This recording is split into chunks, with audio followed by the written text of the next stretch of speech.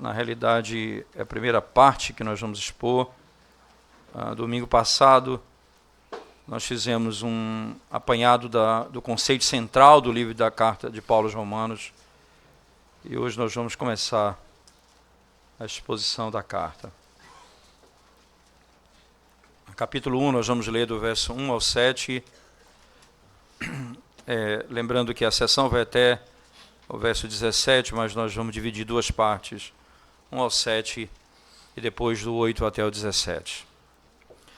Paulo, servo de Jesus Cristo, chamado para ser apóstolo, separado para o Evangelho de Deus, o qual foi por Deus outrora prometido por intermédio dos seus profetas nas Sagradas Escrituras, com respeito ao seu Filho, o qual, segundo a carne, veio da descendência de Davi, e foi designado Filho de Deus com poder, segundo o Espírito de santidade, pela ressurreição dos mortos, a saber, Jesus Cristo, nosso Senhor, por intermédio de quem viemos a receber graça e apostolado por amor do seu nome, para obediência por fé entre todos os gentios, de cujo número sois também vós, chamados para serdes de Jesus Cristo. A todos os amados de Deus que estáis em Roma, chamados para serdes santos, graça a vós outros e paz da parte de Deus, nosso Pai, e do Senhor Jesus Cristo. Amém. Vamos à presença de Deus mais uma vez em oração, irmãos. Senhor, nós te damos graças porque temos a grande bênção da parte do Senhor, podermos ouvir a Tua voz, Tua palavra. Sabemos, ó Senhor, que nós temos total dependência do Teu Espírito para nos fazer compreender a Tua palavra e haver transformação na vida do Teu povo. Por isso, Senhor, confiamos a Ti, o que tem todo o poder, confiamos a Ti a transformação, a graça, a força e a glória, a fim de que o Senhor mesmo produza todas essas coisas no nosso meio, por meio da pregação da Tua palavra. Em nome de Jesus nós oramos. Amém, Senhor. Certamente, depois que nós ouvimos falar acerca de um tipo de pregação, e comumente se fala isso nos nossos dias, que é a pregação cristocêntrica. Tem até livros sobre isso, né? Chappell, um teólogo, escreveu um livro chamado Pregação Cristocêntrica. Ele tem até um livro, outro chamado Adoração Cristocêntrica, Bryan Chapell. E é muito bom, o livro é excelente, não é? Tem muitas obras produzidas hoje com a intenção de ensinar os pastores a pregarem cristocentricamente.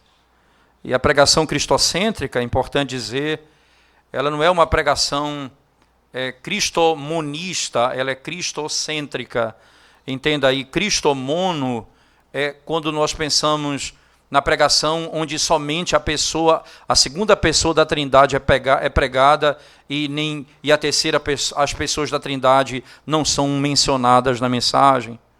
Então, falar do Espírito Santo ou falar do Pai seria algo estranho. E muitos teólogos vão dizer que, e isso é o grande ponto, que a pregação cristocêntrica, ela não é cristomonista, ela é trinitária. Porque pregar Cristo é pregar a doutrina da Trindade. E esse é o grande ponto. E Paulo parece nos ajudar muito bem esclarecendo esse ponto aqui, quando ele conceitua o que é o Evangelho para nós. Então, na primeira parte, passando uma visão geral sobre essa primeira sessão, veja como o texto funciona. Paulo, servo de Jesus Cristo, chamado para ser apóstolo, separado para o Evangelho de Deus. Você percebe? O Evangelho aqui é o Evangelho de Deus. E o apóstolo é servo de Jesus Cristo. E é interessante notar que aqui o apóstolo Paulo usa uma linguagem própria do Antigo Testamento, que é quando, por exemplo, se falava Josué, você vai assumir, Deus disse a Josué, o lugar de Moisés, meu servo. Lá em Josué, no capítulo 1, ele diz exatamente isso. Josué, você vai assumir o lugar de Moisés, meu servo, diz o Senhor. E ainda no texto, o meu servo Moisés morreu. Agora você vai assumir o lugar dele. Ele diz isso a Josué. E Paulo usa essa imagem do Antigo Testamento, servo de Jesus Cristo. E aqui é específico como alguém que tem autoridade de Josué, a autoridade dos profetas, é um apóstolo chamado por Jesus Cristo. E ele diz, chamado para ser apóstolo. E é intrigante isso, é importante pensar que Paulo aqui, ele se coloca exatamente nisso. Foi chamado diretamente por Cristo, o servo de Jesus Cristo. Lembramos bem do que aconteceu em Atos, quando ele foi chamado pelo Senhor e foi salvo por ele diretamente, quando aparece a ele e diz, Saulo, Saulo, por que me persegues? Então ele diz, importa que você pregue o evangelho e sofra por minha causa, importa que você entenda o que significa servir a Cristo. E ele, como servo, ele tinha um princípio claro, a morte era algo inevitável. Como servo, você não pensa que você vai ter nada maior do que o seu Senhor nessa vida. E Paulo tinha tanta convicção disso que um momento lá em Atos, quando a profecia foi dada a ele de que ele iria para a cidade posterior e lá iria sofrer, ia ser preso, ia passar por muitas tribulações, a igreja comovida disse, não vá. Lembra-me das palavras de Pedro a Jesus Cristo. Jesus disse, eu vou para Jerusalém lá, eu vou sofrer, eu vou padecer, e lá eu vou morrer, eu vou ser sepultado, e ao terceiro dia ressuscitarei. Pedro disse, não vá, Senhor, tem piedade de ti mesmo. A igreja disse isso a Paulo, não vá, você vai sofrer ali. Paulo disse, eu estou pronto não apenas para sofrer, mas também até para morrer por causa do evangelho de Cristo. Servo do Senhor. Paulo, servo de Jesus Cristo. Como meu Senhor, eu também vou viver, como meu Senhor, também vou andar, como meu Senhor. A ponto de ele escrever em outra carta dizendo, nós não recebemos apenas a graça de crer no Evangelho, mas também a graça de padecer pelo seu nome, a graça de sofrer por ele. Pregar o Evangelho não tinha nada mais glorioso para um homem. Ele tinha tanta convicção disso. No final da sua vida, eu queria que você abrisse comigo a palavra de Deus, segunda carta de Paulo a Timóteo. No final da sua vida, no verso 6 em diante, o apóstolo Paulo diz assim, segunda carta de Paulo a Timóteo, capítulo 4, verso 6 em diante, diz assim um texto. Quanto a mim, estou sendo já oferecido por libação. Que imagem interessante. Imagem de um sacrifício. Paulo que escreveu aos Romanos no capítulo 12, oferecei os vossos corpos como sacrifício vivo, santo e agradável. Paulo está dizendo, estou sendo já oferecido por libação. E o tempo da minha partida é chegado. Combati o bom combate, completei a carreira, guardei a fé. Já agora a coroa da justiça me está guardada, a qual o Senhor, reto juiz, me dará naquele dia. Não somente a mim, mas também a todos quantos amam a sua vinda. Está preparada a coroa. Ora, como um servo de Deus, ele sabia que antes da coroa da justiça, precederia a coroa de espinhos. Como servo, ele sabia que antes da glória, o sofrimento. Isso era tão claro na mente do apóstolo Paulo, que ele dizia, O sofrimento do presente não se compara com a glória que há de se manifestar no porvir. Paulo escreve aos Romanos, Paulo, servo de Jesus Cristo. Servo de Jesus Cristo, essa é a expressão clara do texto. E aí ele diz ainda, chamado para ser apóstolo, chamado por ele, separado para o evangelho de Deus. E veja como ele conceitua o evangelho de Deus. Você pode pensar o evangelho de Cristo, o evangelho do Espírito Santo, porque o evangelho de Deus, não é interessante isso? E lembre-se que aqui o evangelho de Deus, ele está se referindo diretamente ao Pai, não é? Porque veja, é óbvio que nem todas as vezes, e nós não sabemos isso, nós muitas vezes lemos a Bíblia de modo equivocado, porque quando a palavra Deus aparece na Bíblia, nós sempre pensamos na primeira pessoa da Trindade. Lembre-se que o Pai é Deus, o Filho é Deus, o Espírito Santo é Deus. Nós precisamos ser treinados a pensar trinitariamente. Deus é o Pai, o Filho e o Espírito Santo. Mas, ao mesmo tempo, lembre-se que o texto aqui, ele está dizendo diretamente que é a primeira pessoa da Trindade. Porque na sequência do texto ele diz, veja, no verso 3, com respeito a seu Filho. Então, ele trata daquilo que diz respeito ao Filho dele. Então, ali Deus é a primeira pessoa da Trindade. Então, esse é o Evangelho de Deus, e pense nisso. Isso foi estabelecido na eternidade. Ninguém poderia estabelecer um plano redentivo, sábio e poderoso, como o próprio Deus. Isso não vem da mente de homens. Isso não vem da mente de anjos. Não vem da mente de demônios. Isso vem da mente de Deus. É o Evangelho de Deus.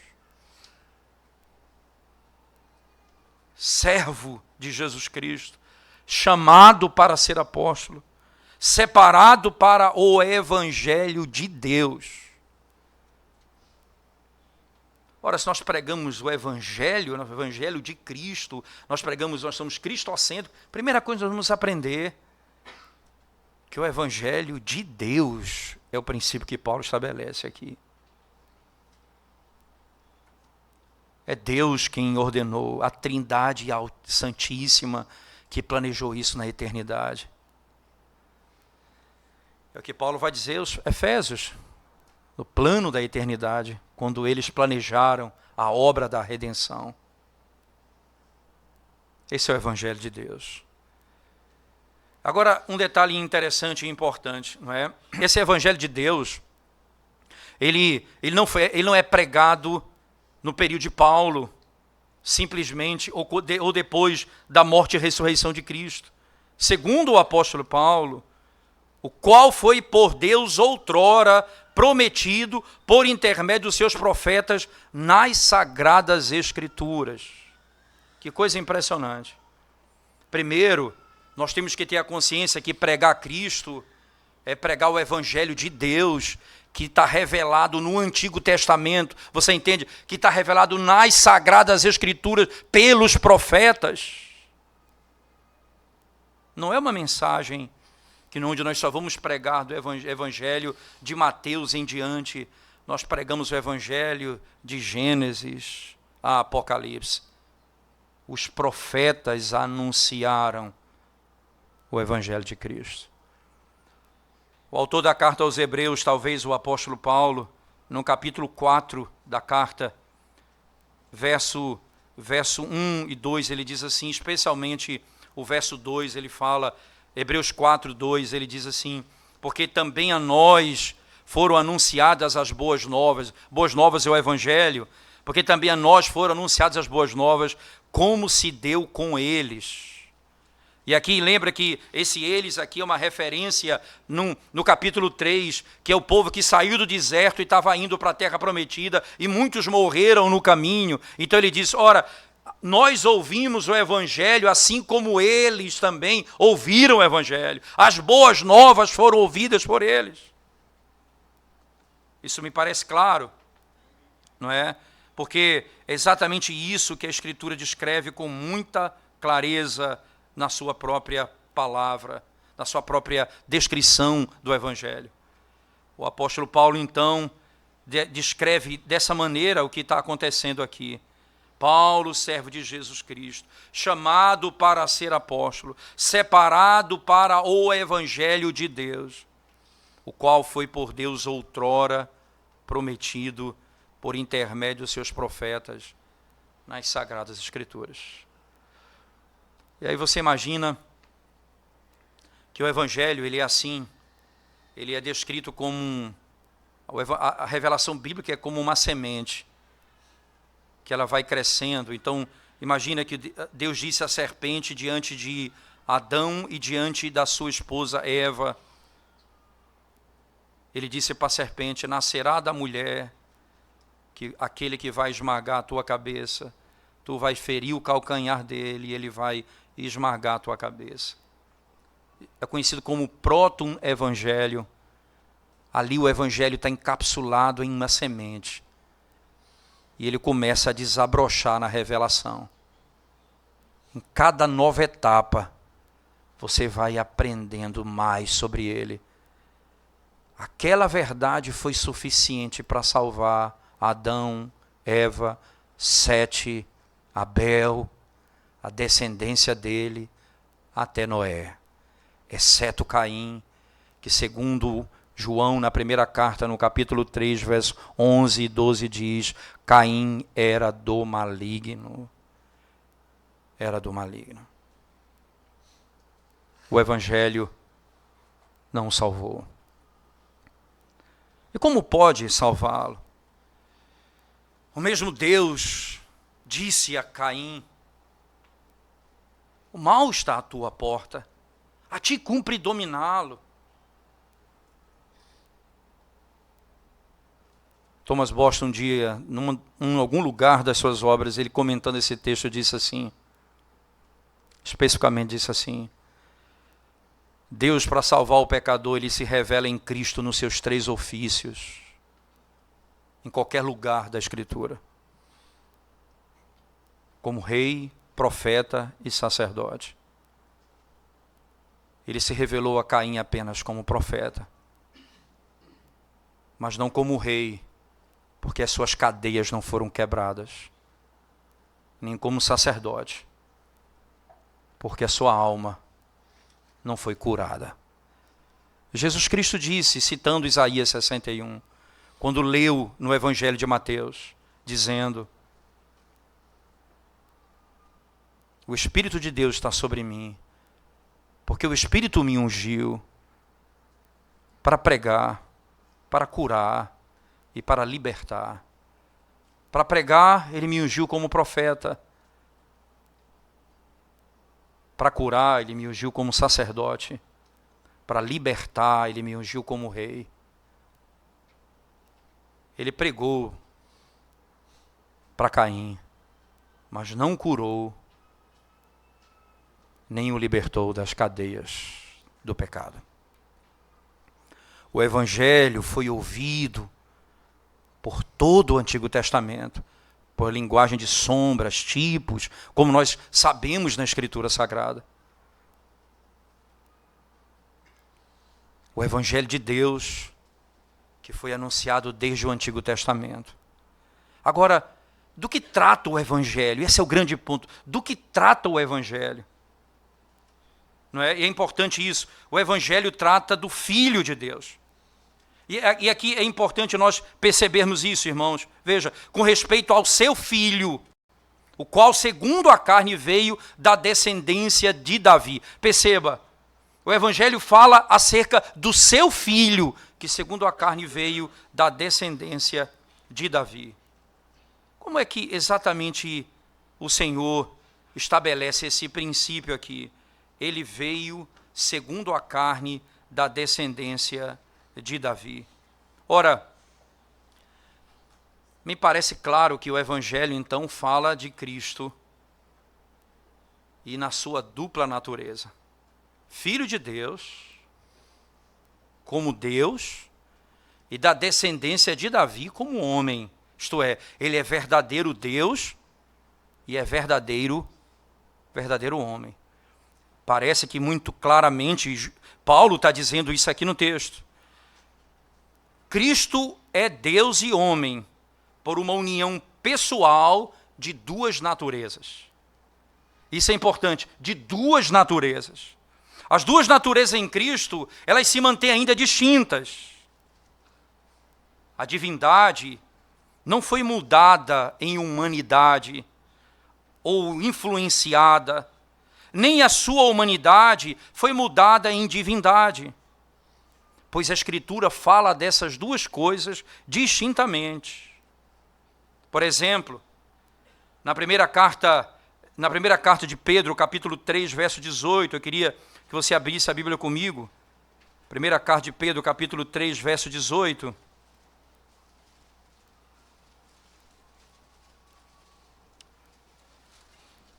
Pois também Cristo morreu uma única vez pelos pecados, o justo pelos injustos, para conduzir-vos a Deus, morto sim na carne, mas vivificado no Espírito. Veja que imagem, morto sim na carne. Ora, Deus é eterno, ele não pode morrer. Então, como é que ele é morto na carne, morto como homem? Você entende o que significa João quando disse, o verbo se fez carne? Isto é, o verbo se fez mortal.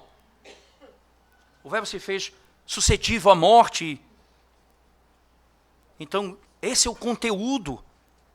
Ele é homem. E ainda, por favor, Hebreus capítulo 9, verso 14, abra sua Bíblia comigo. Importante essa definição. Hebreus 9, verso 14. Muito mais o sangue de Cristo, que pelo Espírito eterno, a si mesmo se ofereceu sem mácula a Deus, purificará a nossa consciência de obras mortas para servirmos ao Deus vivo. Veja, o sangue de Cristo, você entende aqui é o sangue daquele que é homem, que pelo Espírito eterno a si mesmo se ofereceu. Princípio claro na Escritura. Interessante, você percebe claramente, e aqui a imagem, pelo Espírito eterno ele oferece ao Senhor duas naturezas. Existem duas vontades, muito claramente conhecidas. A vontade humana e uma vontade divina. Eu lembro-me, por exemplo, quando da morte de Lázaro, quando no momento em que ele chega na cidade e as irmãs de Lázaro se aproximam de Cristo e uma delas diz assim, Senhor, se o Senhor estivesse aqui, meu irmão não teria morrido. Você percebe que ele não pode estar em dois lugares ao mesmo tempo? Esse é um ponto. Lá no Getsemane, ele disse, declaradamente ele fala, se possível, aparta de mim este cálice, contudo, seja feita a tua vontade, não a minha vontade. Deus verdadeiro, homem verdadeiro. Duas vontades. Essas duas naturezas se mantêm ainda com ele em propriedades distintas. A natureza divina não foi feita finita, nem a natureza humana adornada com atributos divinos. Isso é importante nós pensarmos, porque você vai lembrar muito bem, a natureza humana não é onipotente, a natureza humana não é onipresente, nem onisciente. É só você acompanhar comigo a Escritura. Segunda carta de Paulo aos Coríntios 13, verso 4, por favor. Segunda carta de Paulo aos Coríntios 13, verso 4.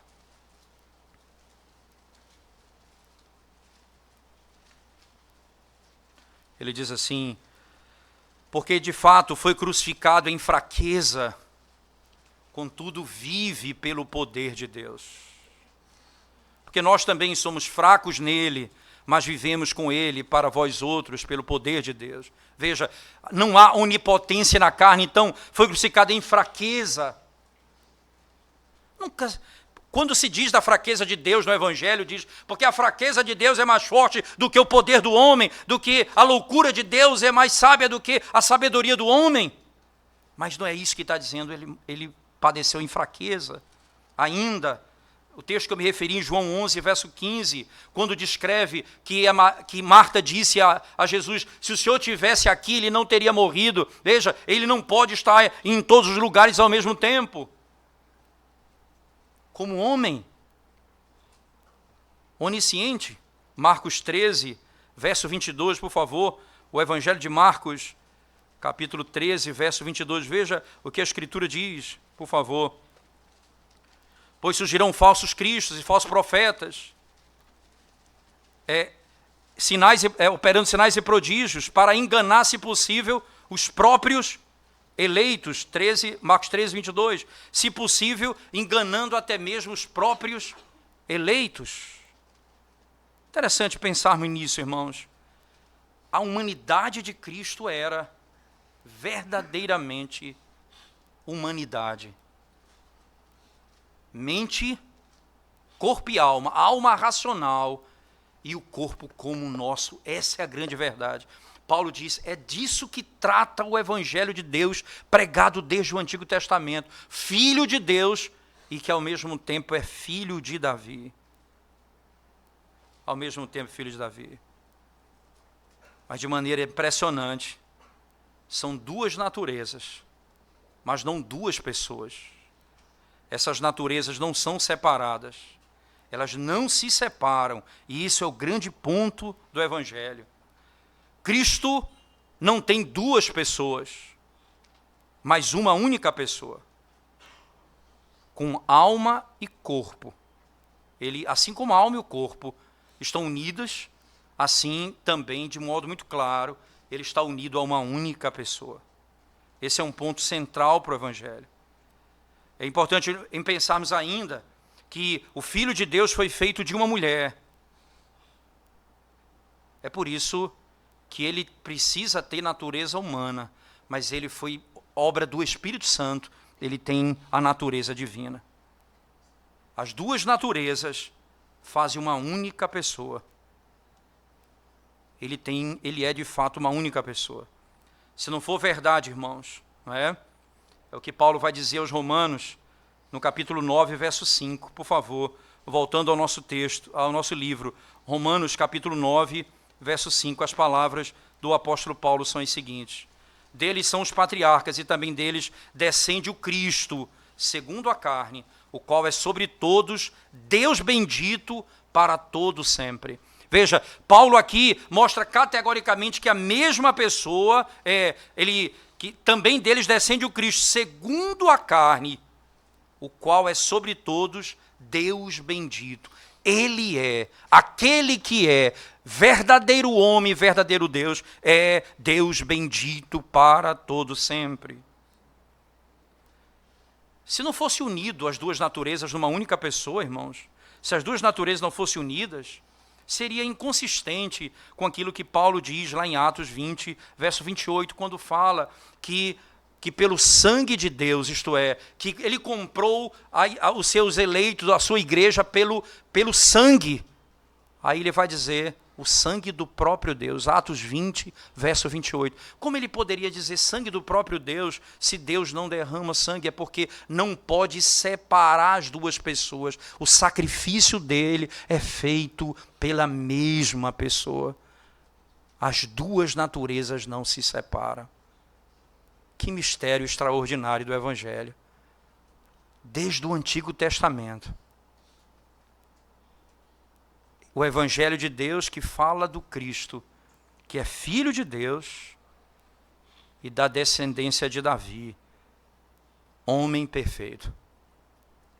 Se ele não for homem perfeito, ele não poderá vencer o pecado na carne.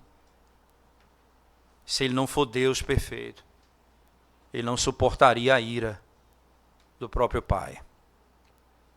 Ele precisa ser plenamente Deus e plenamente homem, mas não em duas pessoas, numa única pessoa. Cristo tomou sobre si a natureza humana, mas não uma pessoa humana. Isso é importante dizer. Cristo tomou uma natureza humana, mas não uma pessoa humana. só há uma pessoa, verdadeiro Deus e verdadeiro homem. Duas naturezas, divina e humana. Pregar Cristo, então, é pregar o Evangelho de Deus. Paulo se chama servo dele, que anuncia que desde os profetas essa verdade é proclamada. Mas apenas não para aqui. Na sequência, Paulo ainda continua dizendo, no capítulo 1, voltemos para o nosso texto, por favor, agora no verso 4 do capítulo que nós estamos lendo, 1:4, ele diz assim: e foi designado Filho de Deus com poder, segundo o Espírito de santidade, pela ressurreição dos mortos, a saber, Jesus Cristo nosso Senhor. A saber, Jesus Cristo nosso Senhor. Ora, ele foi designado Filho de Deus com poder. É importante nós fazermos essa distinção aqui, irmãos, é porque normalmente, não é, há alguma linha de pensamento que tem dificuldade até mesmo com a tese de que da linguagem dos credos, das confissões, que diz, por exemplo, que Jesus é eternamente gerado, não é? Uma linguagem bíblica, por sinal até. Eles dizem que se ele é gerado, eternamente gerado, então ele não é Deus. Então como é eternamente gerado? Não é? Veja, os credos vão dizer, ele não é criado, ele é gerado. Há uma distinção clara aqui. O Espírito não é criado nem gerado, ele é procedente do Pai e do Filho. Mas por que é importante aqui esse ponto? Porque as pessoas pegam, por exemplo, o texto lá de Atos, no capítulo 13, eu queria que você não desmarcasse o texto aqui de Romanos, mas entendendo um pouco o que está acontecendo aqui, Atos capítulo 13.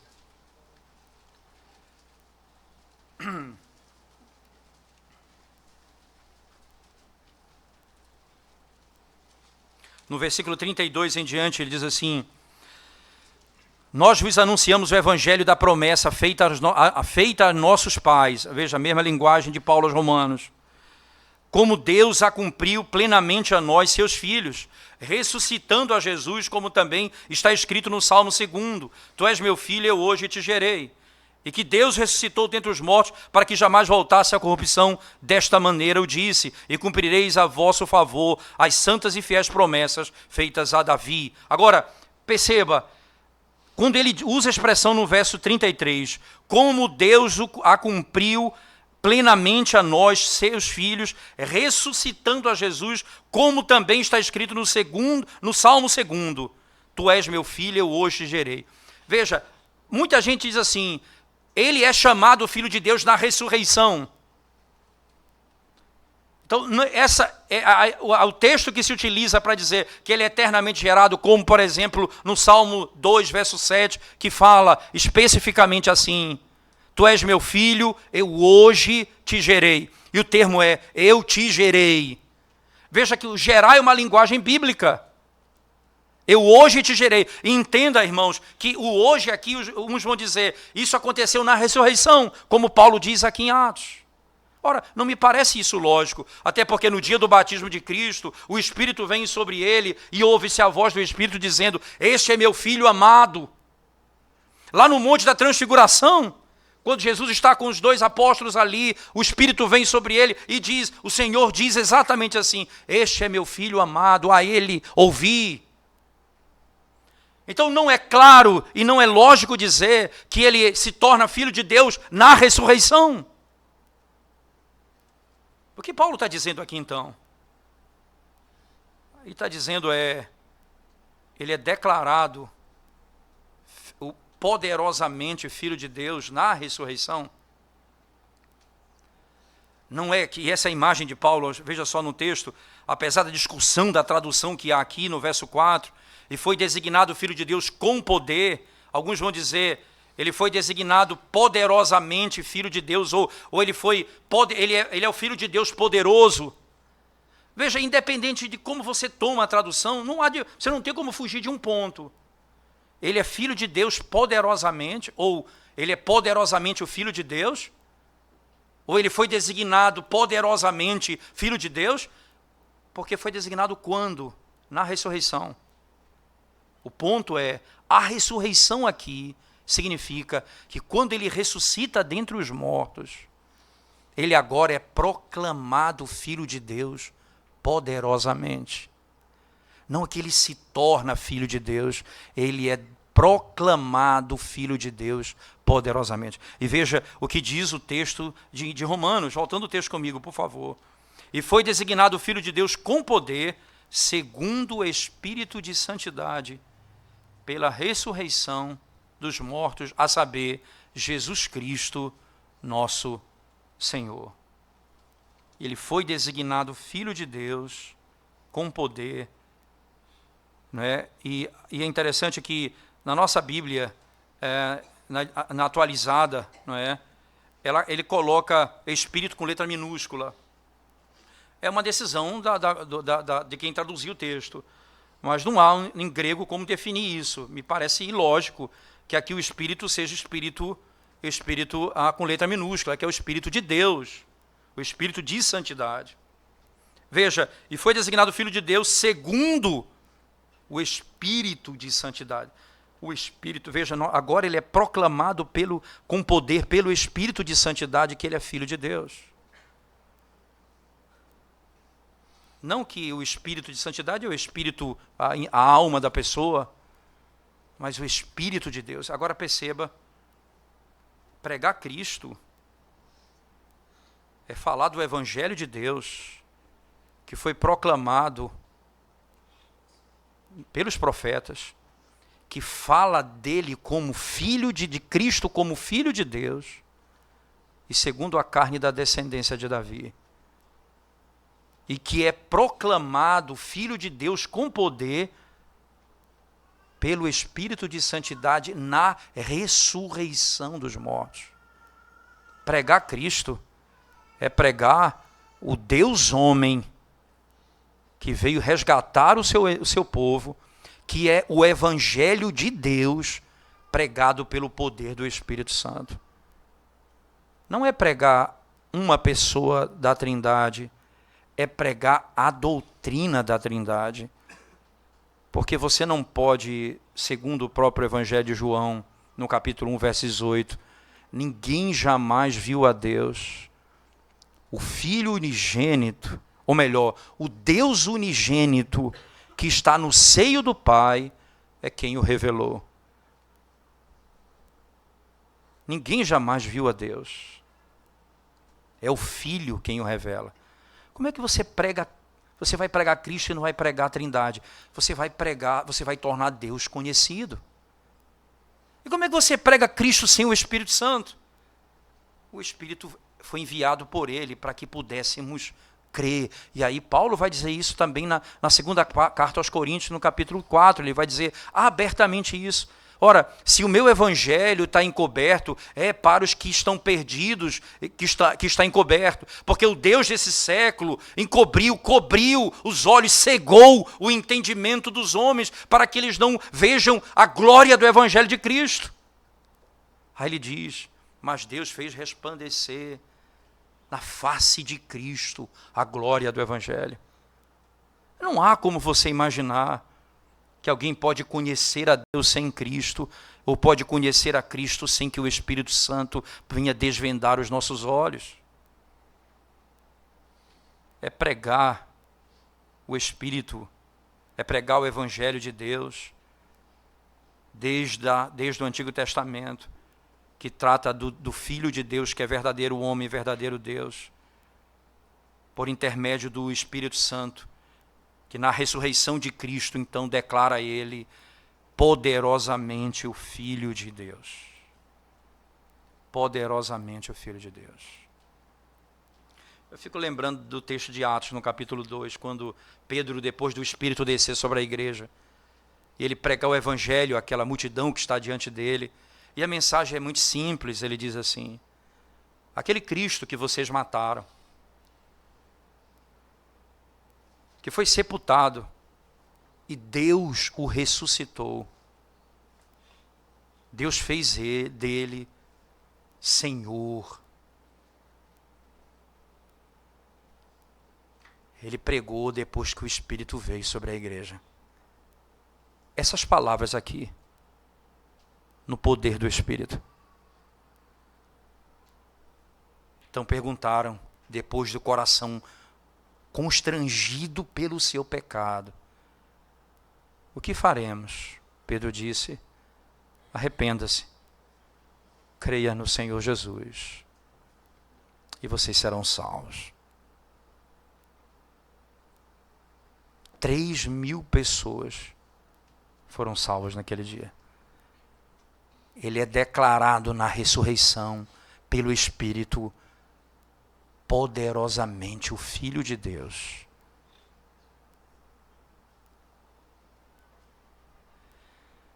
Interessante que santidade é um termo interessante no texto, porque você vai perceber no início do capítulo, na Romanos 1, ele diz assim: Paulo, servo de Jesus Cristo, chamado para ser apóstolo, separado para o Evangelho de Deus.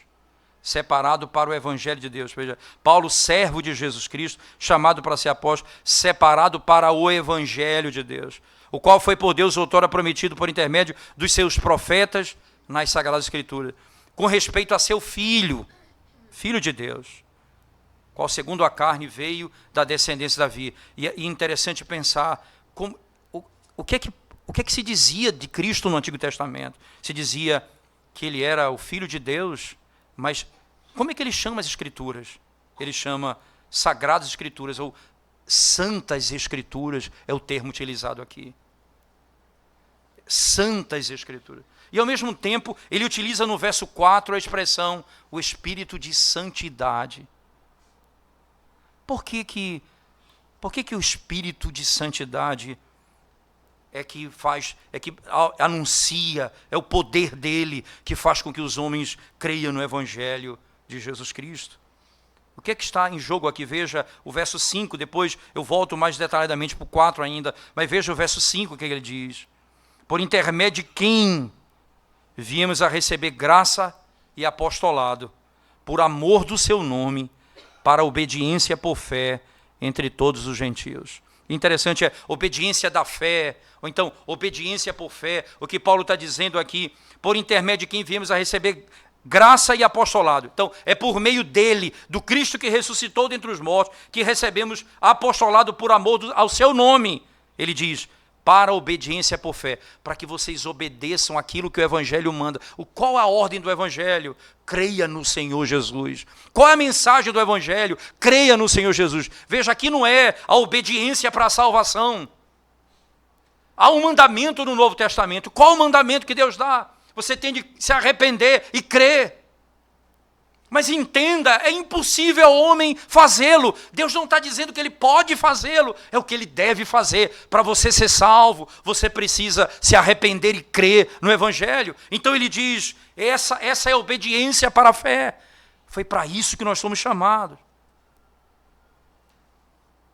É o que Deus disse a Caim: a ti cumpre dominá-lo. Não é que ele podia dominar, mas que ele devia dominar. Não é que você pode crer, é que você deve crer.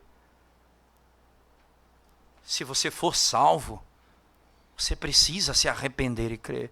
Mas você não vai se arrepender e crer se o Espírito não mover o seu coração. É por isso que ele é pregado o Filho de Deus com poder, pelo Espírito de santidade.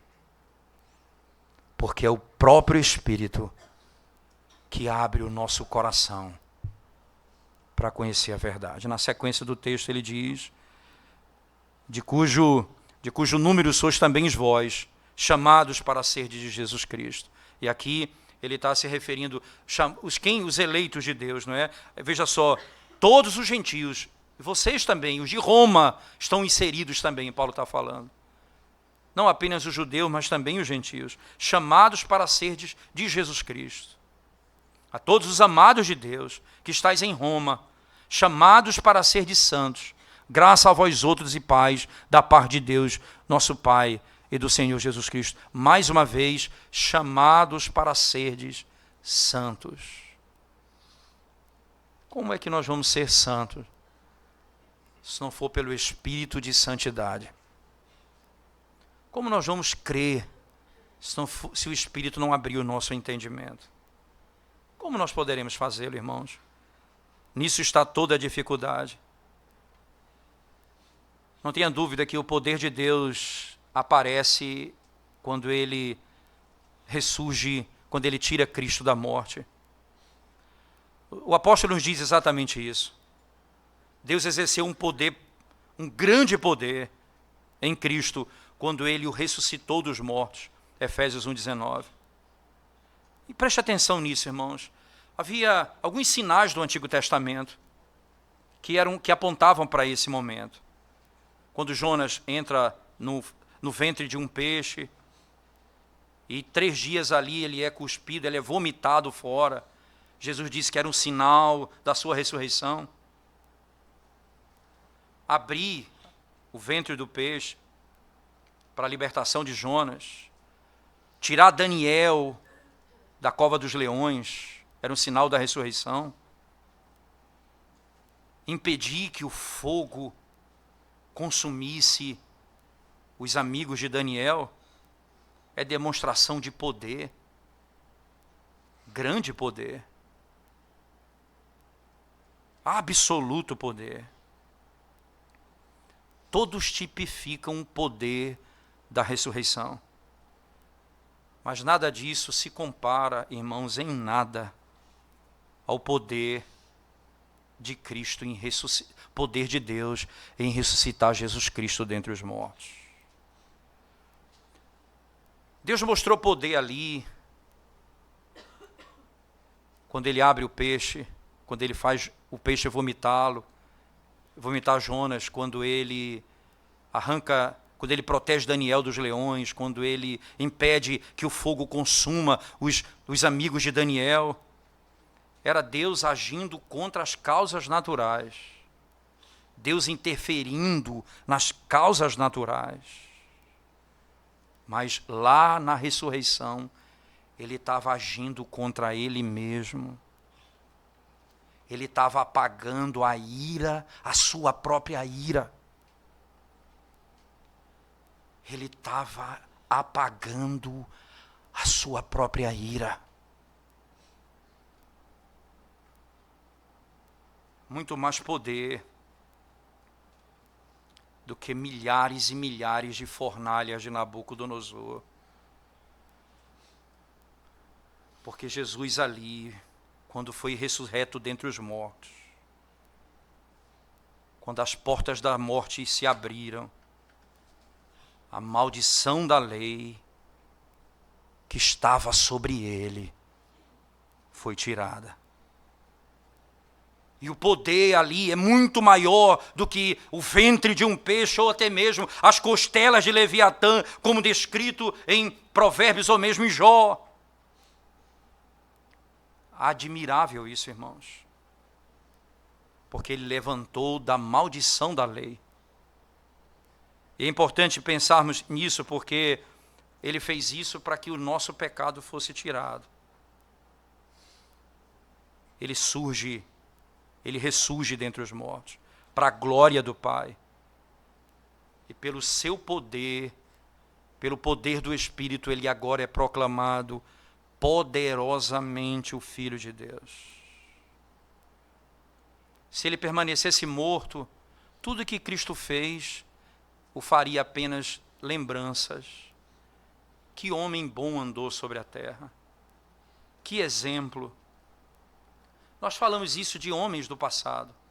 Falamos de John Hus, falamos de Lutero, falamos de Calvino. Mas todos esses homens estão mortos. Jesus ressuscitou dentre os mortos.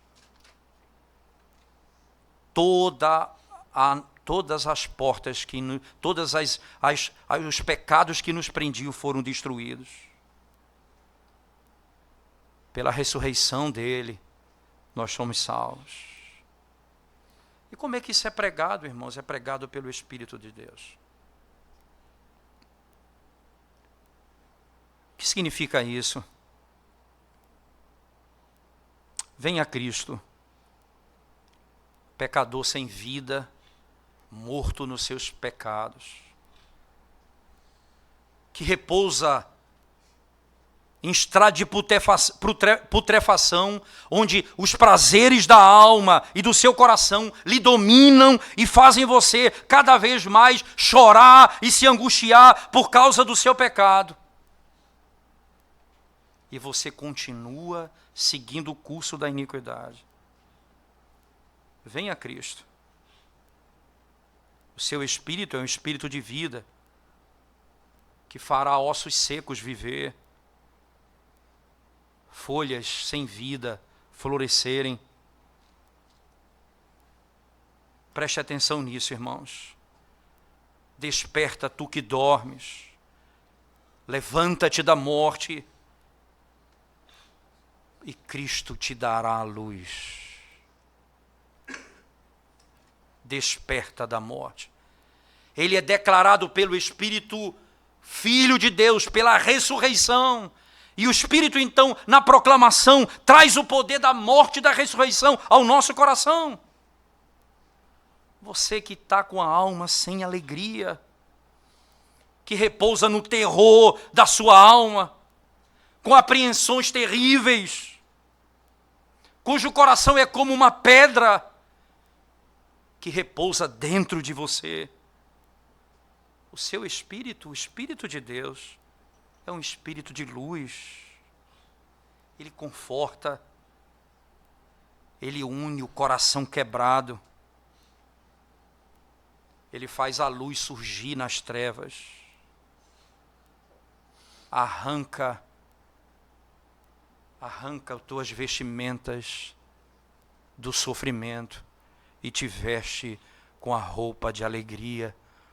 Cristo ressuscitou e o Espírito traz salvação sobre nós. Venha a Ele, você que está com o coração endurecido, que nada pode mover você, nem julgamentos, nem misericórdias. Ninguém pode mudar o teu coração.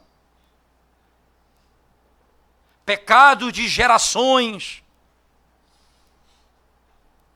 O Espírito de santidade pode quebrar o teu coração. Ele disse a Jael em Ezequiel 36, enviarei o meu Espírito e ele tirará o teu coração de pedra, ele dará um coração de carne. O Espírito de santidade. Lembro-me das palavras do profeta Zacarias, quando ele diz no capítulo 12, verso 10, eu derramarei sobre a casa de Davi e sobre os habitantes de Jerusalém espírito de graça e de súplica, e eles olharão para mim, aqueles que eles pregaram, aqueles que eles colocaram na cruz, e eles vão chorar por mim, como quem chora pelo seu próprio filho, como quem se angustia pela morte do seu primogênito. E na sequência Zacarias diz, e eu farei um rio em Jerusalém, de graça, perdão e misericórdia. Porque Cristo ressuscitou dentre os mortos, e o Espírito é quem transforma o homem. Venha a Ele, pecador que está debaixo de tentação, que está sendo subjugado pelas tentações, que um dia vai estar diante daquele que vai julgar todas as coisas. Lembre-se, o Espírito é o Espírito de poder. Jesus Cristo, preste atenção, Jesus Cristo venceu a morte, as portas do inferno. Ele vence a morte. Agora o Espírito do Senhor proclama isso a você. Venha a Ele, e Ele vai libertar você. Ele vai fazer as águas correrem, e vai fazer a graça dele chegar ao teu coração. Venha a Ele, pecador infrutífero. O Senhor está em dores por causa de você, por causa das suas ordenanças e providência. Ele tem guiado você, Ele tem tratado com você, Ele tem dado a você a graça de participar das ordenanças. Você está sentado ouvindo a pregação, você está sentado cantando louvores a Ele, você se assenta à mesa do Senhor às vezes, mas você é infrutífero. Venha a Ele. E Ele vai fazer de você um homem cheio de frutos e graça, e poder, e força para viver para a glória dEle. Somente o Espírito de Cristo pode fazer isso, porque Ele aplica a obra do Evangelho a você. Venha a Ele, e Ele é poderoso, porque é Espírito de santidade. Independentemente qual seja a sua causa e seu problema, venha a Ele e Ele vai curar você. Pela plenitude do Espírito, nele, em Cristo, tudo que chega às suas mãos, Ele é poderoso para fazer. Venha ao Espírito. E aí você vai entender porque Paulo vai dizer aos romanos, chamados para ser de santos. Porque a Santa Escritura, pelo Espírito de santidade, é que vai fazer de vocês santos. Não por nós mesmos. O mundo repousa em iniquidade, irmãos. Aqueles que são e pertencem ao Senhor por eleição, estão diante do mundo. Mas houve um chamado efetivo, que trouxe você e separou você desse mundo. Tirou você dentre aqueles que estão no mundo na impureza e no pecado. E para que isso? Para te fazer cada vez mais parecido com Cristo. O Espírito aplica a obra da redenção, dizendo a você, esse é o Salvador poderoso que venceu a morte. E depois Ele vai dizer a você, eu vou transformar você à imagem do teu Salvador. Eu vou fazer a imagem de Cristo em você. Pregar o Evangelho de Cristo. Pregar Cristo é pregar o Evangelho de Deus. No poder do Espírito de Deus, porque Ele no Espírito de Cristo, porque Ele ressuscita dentre os mortos. Perfeitamente. Paulo encerra a sua carta exatamente dizendo isso.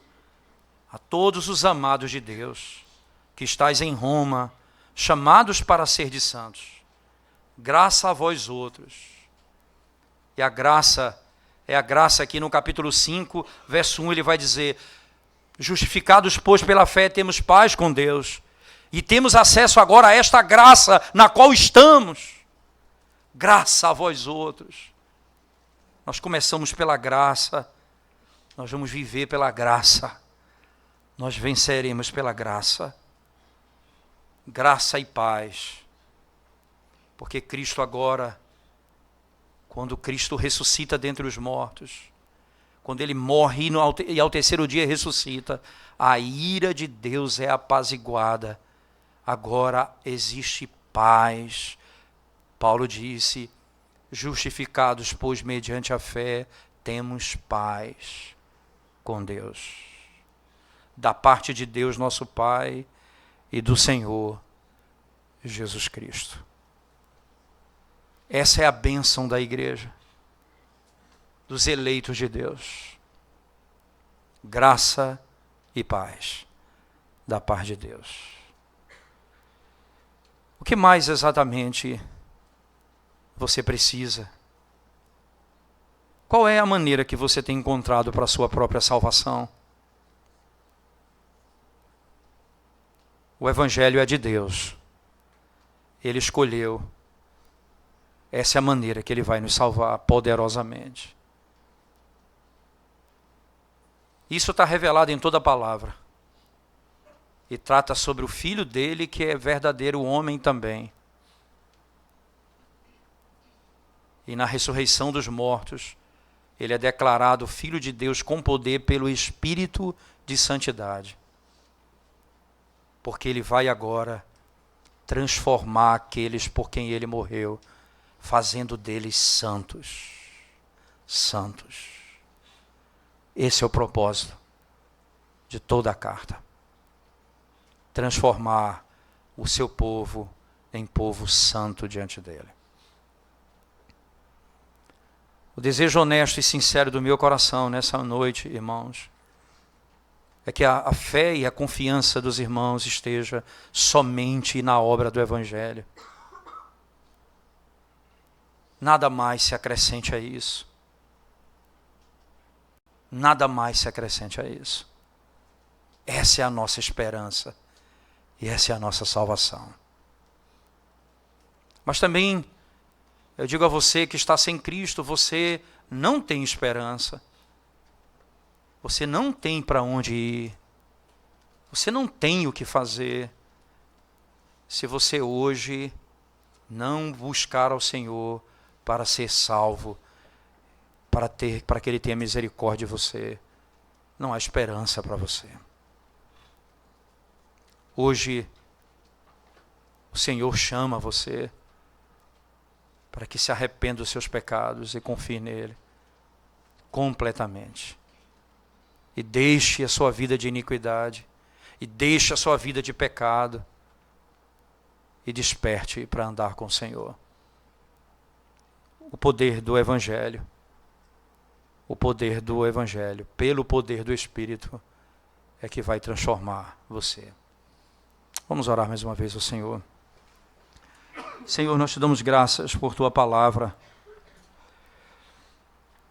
pelo privilégio de podermos, Senhor, saber que a tua palavra é fiel e poderosa, que proclama a verdade que a nossa alma necessita. Nós precisamos de ti, Senhor. Ajuda-nos a fim de que possamos pregar a tua palavra com poder, com discernimento.